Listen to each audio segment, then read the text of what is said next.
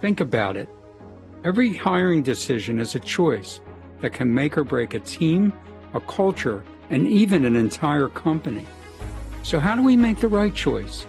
Hi, I'm Dr. Mickey, and welcome to Inside the Mind of Hiring. Here we'll uncover the psychology and strategy behind effective hiring. Because the right fit isn't just about skill or experience. It's about understanding people, their motivations, their strengths, and the shadows of their shortcomings. Together, we'll tackle the tough questions. How do we look beyond bias? How do we find the qualities that make people not just qualified hires, but the right hires? This is about identifying leaders who drive success, lift morale, and actualize a company's vision. Inside the Mind of Hiring starts now. Well, hello, everybody. This is Dr. Mickey Feinberg, and I'm here with my great host and partner, Dr. Pat. And today we're going to talk about adapting or selling yourself, if you're a job seeker, to a skills-based organization. Interesting concept, skills-based organization. Now we can say SBO, but you have to watch that I say HBO by mistake. I mean SBO. So I could make that mistake. So don't be careful and catch me when I'm doing it.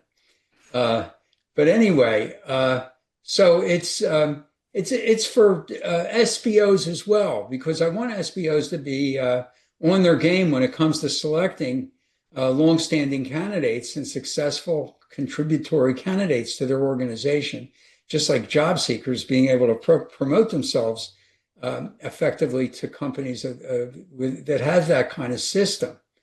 And so an SBO company what they have is they use a dynamic system that incorporates AI to continuously and proactively map and update people's skill and role requirements in connection with their now rapidly evolving changes in their needs and the challenges that they have. So, and they've been around actually since 2010. And since that time, since 2010, they were incorporating AI technology. But that's all been accelerating since 2018. These companies have increased in volume in terms of how many companies are practicing with those systems. And they've certainly increased the power of AI to help them in that endeavor. And what research has shown is SBOs outperform companies that remain focused on job titles because they can achieve better workforce agility, quicker role staffing, faster redeployment in reorganizations or in crises. This is because AI surfaces and anticipates transferable skills or inferred skills from a person's background, behaviors, and the experiences that they have before they join the company and after they join the company. These skills in connection with their needs again. So these skills-based systems actually increase the chances for employees to take on new roles or promotion opportunities because of decreasing needs for external or outside hiring. So, and they also do that they tell employees when their jobs, if and when their jobs are going to be automated so that they can, and the new jobs that they can pursue that require the skills they need to obtain. So pretty cool when you think about it. So SBO employees tend to be more enriched, they tend to be more engaged, and they tend to be more loyal. And companies that have adopted these systems are much better in their retention, long-term retention of employees because of those reasons. But employees, it's a matter of if that you as an employee can adapt and be successful. On an SBO, you have to be willing, that's an important word, willing, and equipped for rapid adaptation and learning and applying transferable, and learning new skills. So that's important to consider when you're opting for pursuing an SBO, and if an SBO is considering you as a qualified employee for their company. Now, so the questions I would ask: how should SBOs screen candidates? How can job seekers prepare for promoting themselves for SBOs? And how will characters like an assessment psychologist like me size up an SBO candidate? Like that. So, how do you respond to all that so far, Dr. I love it. I love it. And I have one other thing, because with looking at skills in a skill-based organization, I just want to be very clear about something. Once upon a time, Dr. Mickey, we looked at this for the handful of organizations and jobs. Right. Once upon a time, not too long ago, by the way, I will say that's what we did. We didn't really see the impact of skills-based learning and up-leveling by which it's needed today. You did a show, gosh, I don't remember when it was, but you were talking about your experience of one day going in your grocery store and you walked in and there were all the people checking out. And then the next day you walked in and there were no checkers. And so when you're walking into an environment, you're thinking about skills-based. I just want this audience to know, I don't think anybody's exempt from paying attention to this topic. No, nobody's exempt from it now. Yeah. But it's all changing so rapidly. It is. So organizations want people that can adapt to that. So how do we hold them accountable? I want you to talk about this too, because I know this is something you're going to cover today. One of the things that I always ask when I interview for producers is, we go through this about skills, but I ask them, something like, and Jessica does too, can we trust you to not just stay on top of the skills we're using here, but to be advanced in them so we can move the company forward? Everybody says yes. And I think there's one or two in the history that have done it, and Jessica's one of them. And I think about that. And so for me now, when I'm looking at producers, I have to have a new measure because my field is changing rapidly. The good news for us is we have our own technology. But if you don't know how to use our technology, then are you keeping your hiring commitment? And for you, Dr. Mickey, you're hiring people at the top. Right. Oh yeah, well, I'm hiring. Yes, I'm evaluating typically professionals, managers, and executives. Okay. What I never do is ask a question where somebody has to respond yes or no. So that's and most sophisticated hiring managers get that, and you get that, Pat. I'm sure you do. I do, but I always have a follow-up question. I mean, I love when they say yes, and then I say, "Great, yeah. Can we come up with a contract and agreement for which skills you're going to look at each month?" Right. And then they don't show up. They don't show up for the second interview. Yes. But you understand why this is now more important than ever. Sure. So if you're a candidate, and you're a hiring manager, you can expect yourself and the candidate to ask a question like this, and for candidate to be answering them. You want to people take a lot of pride in their resumes. So you want to ask candidates about their resumes, and expect to hear questions about your resumes that determine your current capabilities. They want to be able to sift through your capabilities, what you really have. And they want to know what the signs of transferable skills that you have. And they want to have signs of what your attitudes are for quickly adapting your skills to handle market changes, operational improvements, and new project challenges. So they're going to you should ask questions like this. Tell me about or hear questions like this. Tell me about a situation where you had to learn something new in a tight time frame. What was the situation? What did you do? And what was the outcome and impact of that? Another question could be, share a circumstance where you were designated as a subject matter expert. Heard of that term? For an impactful project. How did you play your role, and what did you and the project team accomplish? Another question could be, Give me an example where you influenced a pivot or quick change in course. What did you do or say, and what was the result? You could also ask, and this is important for a cultural alignment, which we talked about a couple of weeks ago. What could inspire you about our company? And what do you want to achieve with us? What will engage you to have a longer term tenure here? Now that gets to the why, or your real intrinsic, your inner purpose and values, and to what extent that inner purpose and those values aligns with the company that you're interviewing for, or the SBO. How does it align with their why?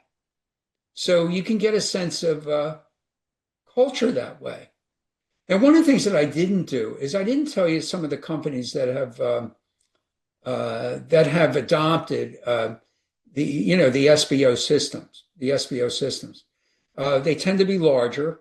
They're IBM since 2010. IBM, Unilever, J.P. Morgan Chase, Siemens, Cleveland Clinic, and Walmart. So there are some companies that are really engaged in these practices, and they're real, and you've heard of them, and they're out there.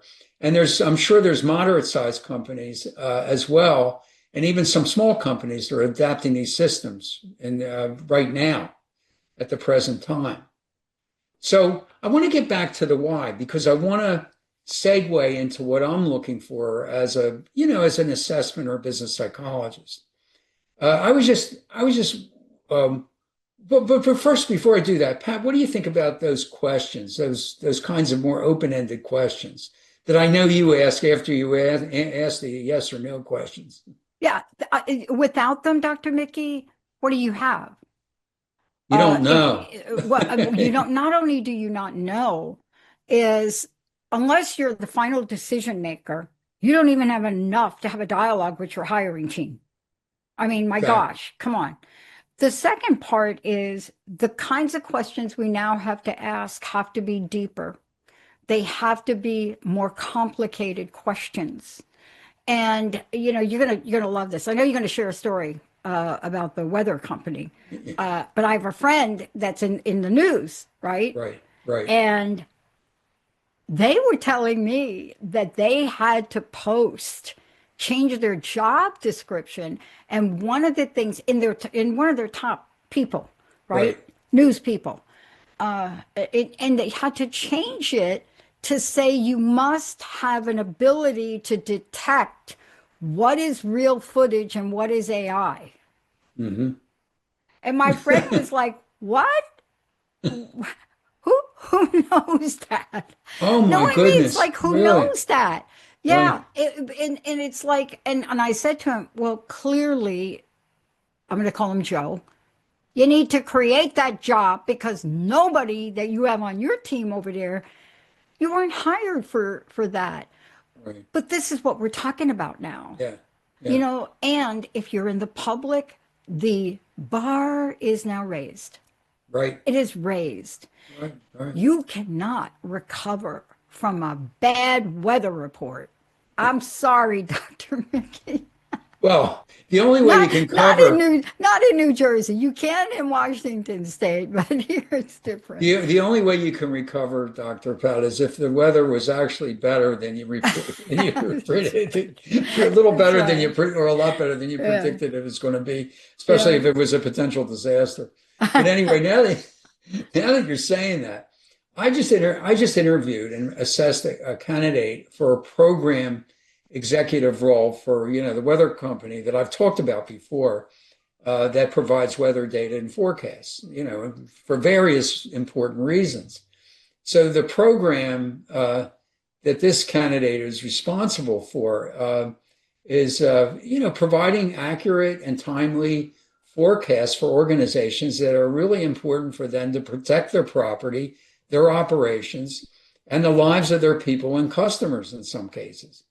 And these predictions, weather predictions, even serve to save costs in some significant ways, and certainly to increase sales in significant ways, because they expose sales opportunities that can be taken advantage of proactively by these companies. So I told him, after reviewing his resume, I told him that his resume made him appear like an extreme, really talented, highly skilled, and sophisticated job hopper, real free agent type job hopper. Um, so I'm sure you've heard that term. That's somebody that hops around jobs every 2 or 3 years. Yeah. So I said, what about my client's job can keep you engaged for the longer term? Um, so right away, he understood what I was talking about. He cited buying a house for his parents in Southern California and the extreme anguish that he endured during the relatively recent wildfires there that were so devastating. And he basically is convinced, he said, I'm really convinced that timely and accurate weather warnings that were better in terms of accuracy and timeliness could have saved a lot more property and perhaps more lives. Yep.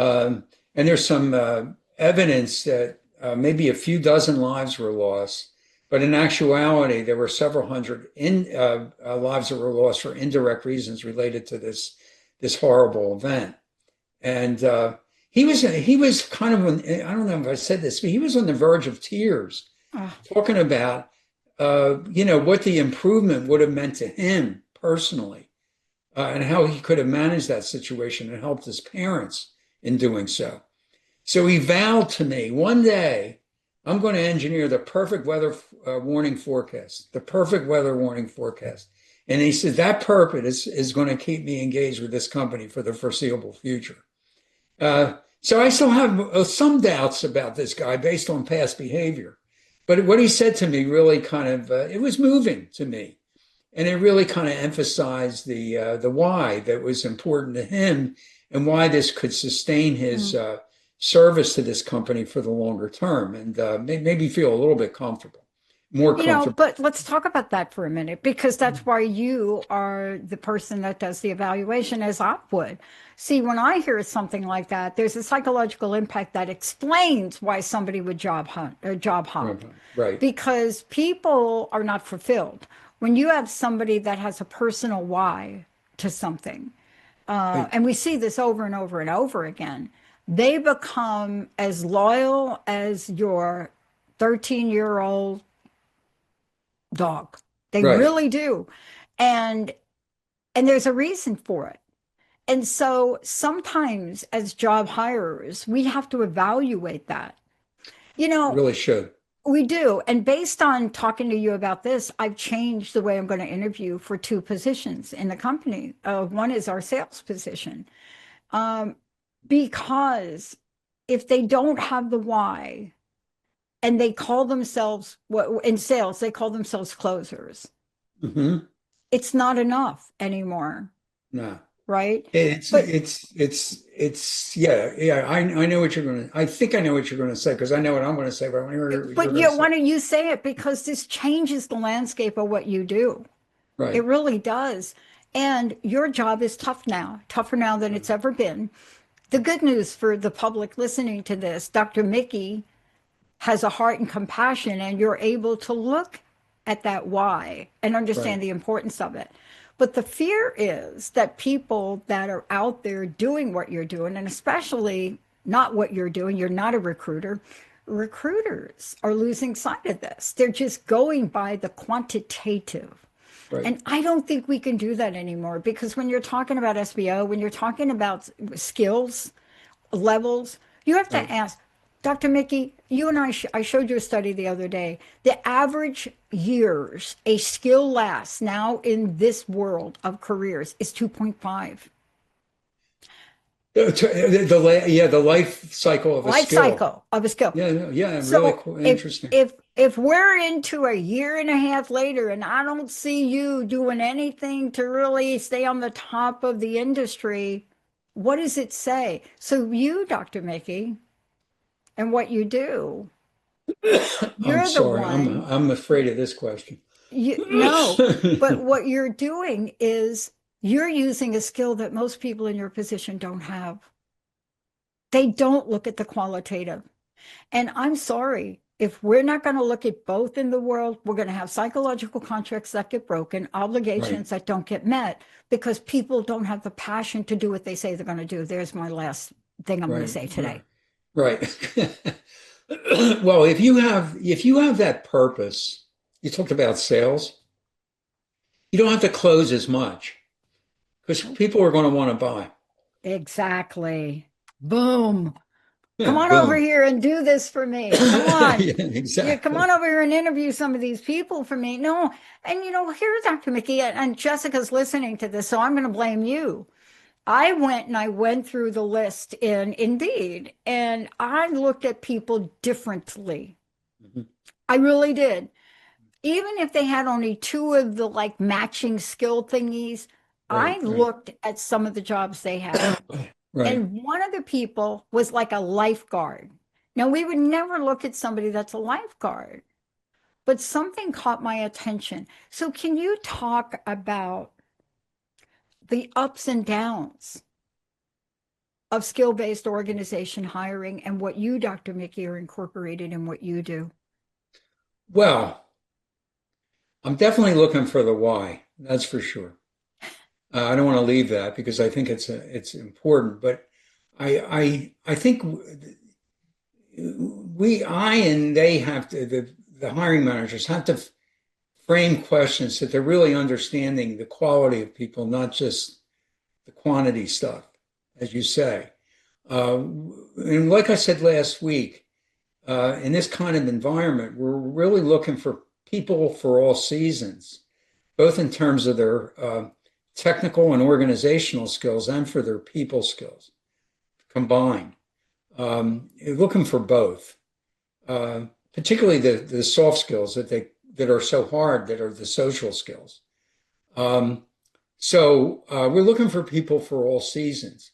And one of the things that I would do, and I would think hiring managers would do, particularly for skills-based organization, is to ask insightful and open-ended questions that make the candidate work and give you an opportunity to really see what that candidate is made of.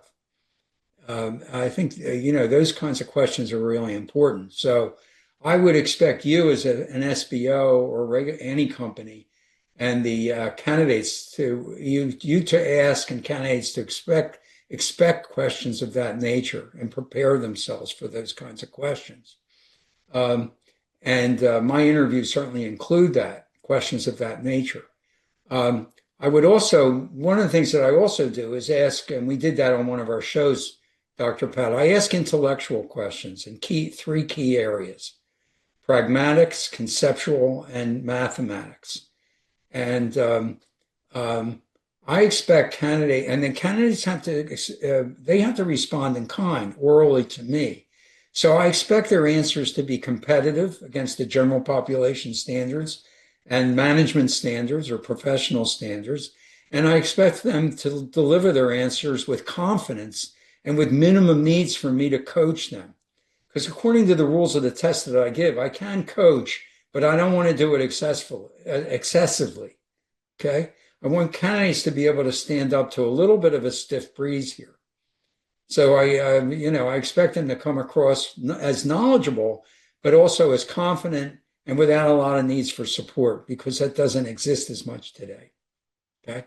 Um, and what I'm looking for, and we've talked about this in other episodes, what I'm looking for, my assessments that I give, my standard tests to tell me, and my interview to tell me, is I want to know whether a candidate is persistent, diligent, resilient, and adaptable.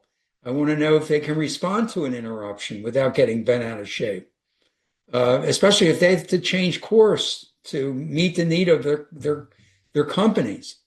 And they need to be able to enjoy and feel comfortable with variation in their workload and change, and purposeful and results oriented, but able to operate and with ambiguity and loosely defined situations. Can they maintain their focus on results, the bigger picture and core priorities without getting distracted by stuff? And can they be inquisitive and curious and maybe even a little bit imaginative?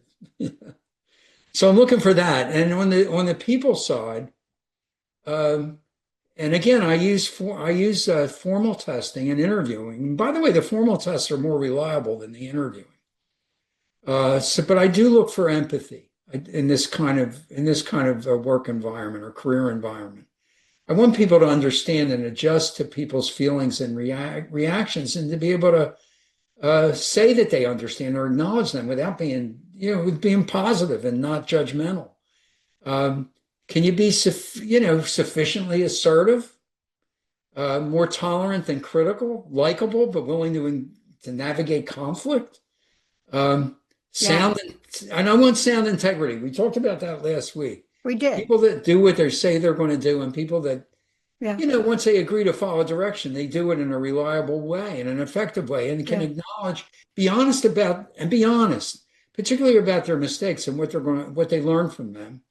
And having a positive outlook on human nature and individual differences, more humble than self-centered or arrogant. Yeah. Now, these qualities are really important for collaborative cultures, for people that add value to a team and not detract from a team. And I'm sure they're endemic in a lot. These kinds of qualities are needed in skills-based organizations.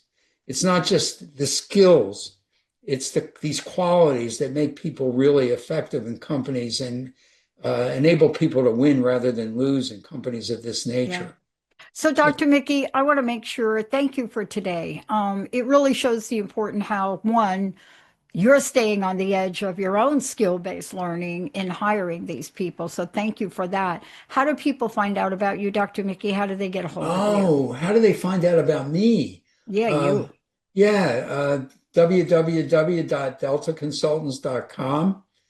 You can look me up on LinkedIn, Dr. Mickey Feinberg, Fineberg, and you can email me if you dare, Mickey, Mickey, at deltaconsultants.com. Awesome. Thank you, Dr. Mickey. Thank you so much for everything today. And, for those of you out there, this is an ongoing conversation. This is Dr. Mickey, who is an expert in this field, and I want all of you to know that.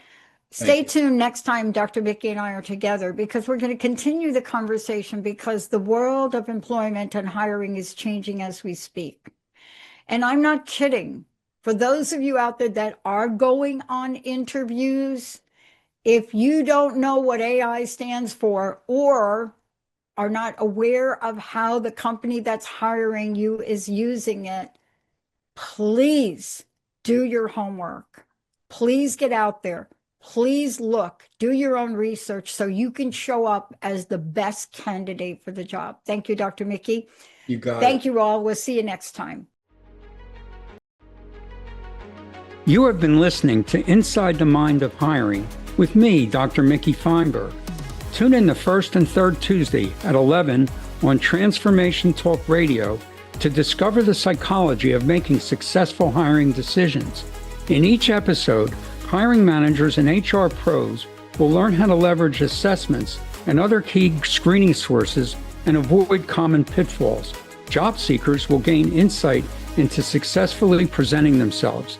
For more information on assessing people for mission-critical jobs and on career assessment and coaching, visit deltaconsultants.com and my LinkedIn profile.